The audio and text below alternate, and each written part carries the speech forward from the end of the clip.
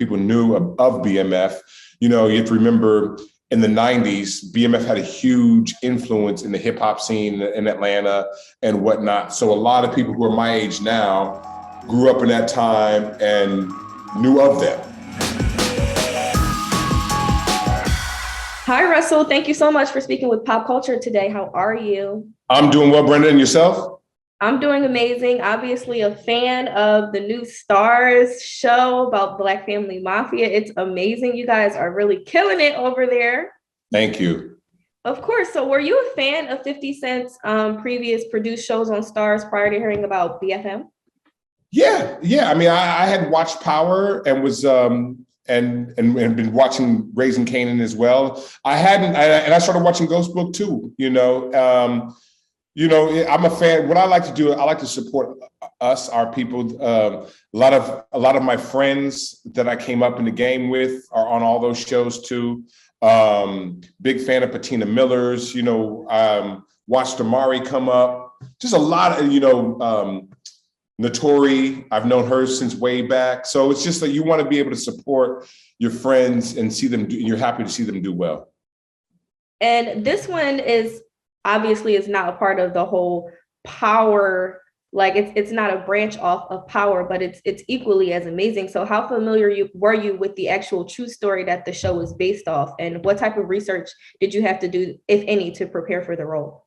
I was familiar with them, but like I had heard about it and I had seen some YouTube clips and stuff like that, but not really well versed. I wasn't in depth. I didn't have an in-depth knowledge about BMF.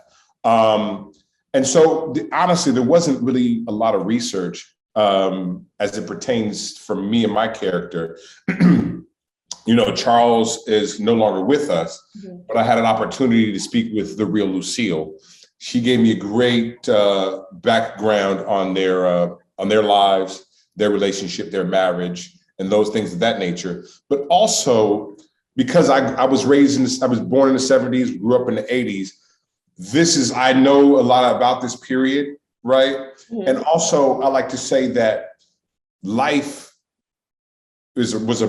prepared me for this role, or prepared me for this opportunity. You know what I mean? Mm-hmm. Just living long enough kind of allows you to be ready for roles like these. Yeah, absolutely. And obviously the show was off with a bang. By episode 2, you guys were renewed for a second season. So how excited were you to get the news that early on in the game for the show? And what do you feel like makes this show register so much with viewers that it was picked up for a second season pretty much immediately? Well, I first and foremost, I was very excited. Everybody, every actor wants continued employment, you know what I mean? And to be able to know that I'll be able to tell this story or be a part of this storytelling for another year is exciting. But what I think that audiences were really sort of blown away by, I think first and foremost, a lot of people were familiar with BMF. People knew of BMF. You have to remember in the 90s, BMF had a huge influence in the hip hop scene in Atlanta and whatnot. So a lot of people who are my age now grew up in that time and knew of them, right? And I also just think that because it's based on a true story, and I think that people are really excited by the authenticity of it, that it's that we're just going really, really deep and not just skimming on the surface of things, really going in depth in this and telling the story. And outside of this show, it was recently announced that you're going to be playing Don King in the new Hulu series, Iron Mike. And there are so many projects right now that are delving into Mike Tyson's life and his career, but not a lot of them really highlight Don King's contribution, I guess, to not just Tyson, but to boxing in general. So how is it for you to portray such an iconic, controversial figure for the sport? Well, first and foremost, I'm a little nervous. I can't lie. The thing is, it's not about getting it right or wrong. It's about getting it true. Mm-hmm. And so, just for me as an actor, what I look to do, we know that there are aspects of Don King that is a showman, that he is a character, and some would say a caricature in some standpoints. And that's all there. But for me, I have to be able to find moments where we can give humanity, where no matter what our perception of him is, or what we think or thought of him, that we know that he's a human being. And so where did this behavior come from? Mm-hmm. How did it come about? How did it manifest? And I look to ask those questions. I look to find that out. And I have to create that for myself, because it's not readily, that knowledge is not readily available. So I have to extrapolate from the givens about who he is or who he was, and then create a whole backstory and idea about how Don King came to be. It's Don King, you know what I mean? And so that's my job, and I'm excited by it. Like I said, a little nervous, but I think it's going to be good. I think I'm really looking forward to people seeing it. Trevante Rhodes is killing it, right? Quite honestly, and I'm having fun. Well, I'm nervous for you about the Don King hair, so I'm very interested to see how this project comes out. And obviously, the trailer for Lost in Space season 3 recently dropped, and your role is kind of like a mystery. So, what can you tell us about your character and working on the show? I think I have to be sort of hush hush about the character. They want to make a nice reveal, but I mean, it was my first job in the pandemic. I was excited initially. I was excited just to be working, and then I was telling a few people about it, and I didn't realize how many. There was so many fans, like in my family. My brother and his son watch it on a regular, and I was like, oh wow. And then told a couple other friends of mine, they're like, oh man, Lost in Space, that's my show. I was like, wow, I didn't even really know it existed. So just hearing about other people's excitement and enthusiasm about the show, and me being a part of it, got me more energized, to be a part of it. So I'm excited. I was excited to work on it, and I had a lot of fun. And I think my contribution is going to be a good one, when people come out, when people see it. And you've played so many amazing roles that like really highlight and celebrate Black men and the Black family structure in such a positive way. Obviously, we love you from Lincoln Heights. I loved you in The Hate U Give and Fences specifically. What kind of factors go into the way that you choose your roles, and how are you avoiding being like pigeonholed or typecast into stereotypical roles? I think that as many fathers as I played, we have to see, it's interesting. I'm getting the moniker of being like the new Black dad. You know what I mean? And I don't mind it. It's great. But it's my job to bring a kaleidoscope. You know what I mean? To bring different images and a different depth to each and every character, because they're not just fathers, but they're different. And I think it's important that people see and understand the differences, because they're living under different circumstances.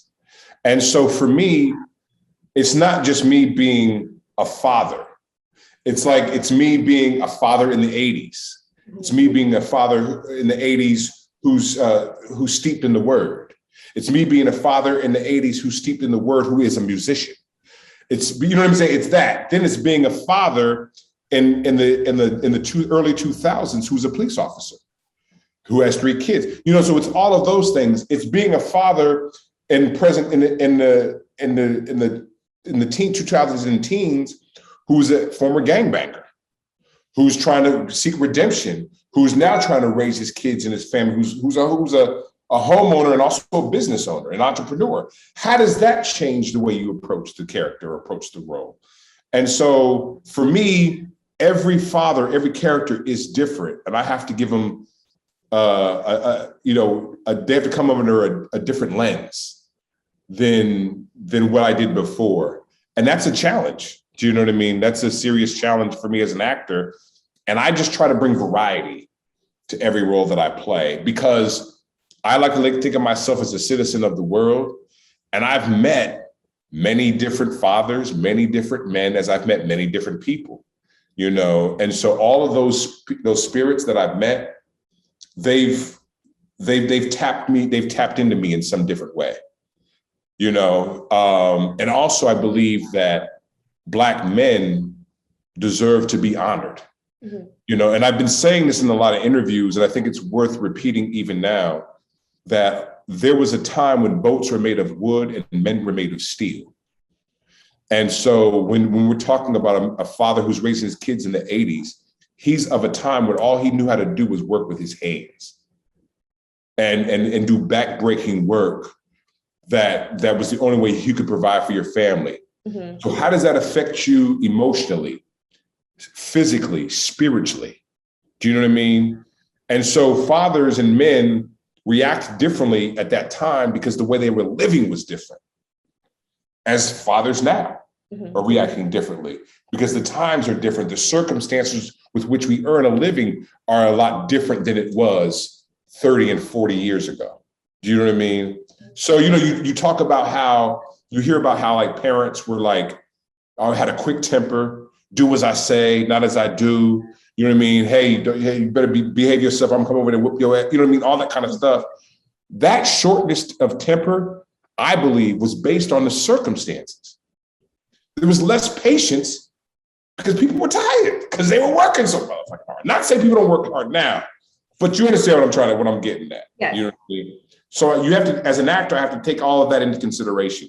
I know I went on a tangent. I apologize, but No, it's okay. And you mentioned that you're becoming like, I guess, America's favorite dad, okay, to be in all of your roles now. But what is a role that you haven't played that you would like to play? That's a very good question. See, for me, I would love to embody Easy Rollins. I would love to, I would love to embody Easy Rollins based on the Walter Mosley books that he created, Devil in the Blue Dress, which was first done by Denzel Washington. I would love to sort of play one of the characters that Walter Mosley has created. There's Socrates Furtlow and all of that, because I feel like I want to represent the everyman. You know what I mean? And so it's the working man, it's the intelligent hoodlum. You know what I mean? It's the brother who may run some numbers. It's the brother who knows how to fix everything. It's the brother who's got an ear to the street that can help somebody with a little something. That's what I want to embody. Because the overall again, Renaissance man. The overall Renaissance man that a lot of brothers are, because we got to hustle. You know what I mean? And sisters too, but you know what I mean? Like, brothers got to do a little bit of everything. So you become good at, jack of all trades. Yeah. Yeah. Well, it's been amazing speaking to you. I'm definitely enjoying this season. I can't wait until next season of the show. As I mentioned, I'm a huge fan of your work. So thank you for taking the time to speak with Pop Culture today, and we will be watching. My pleasure. Thank you.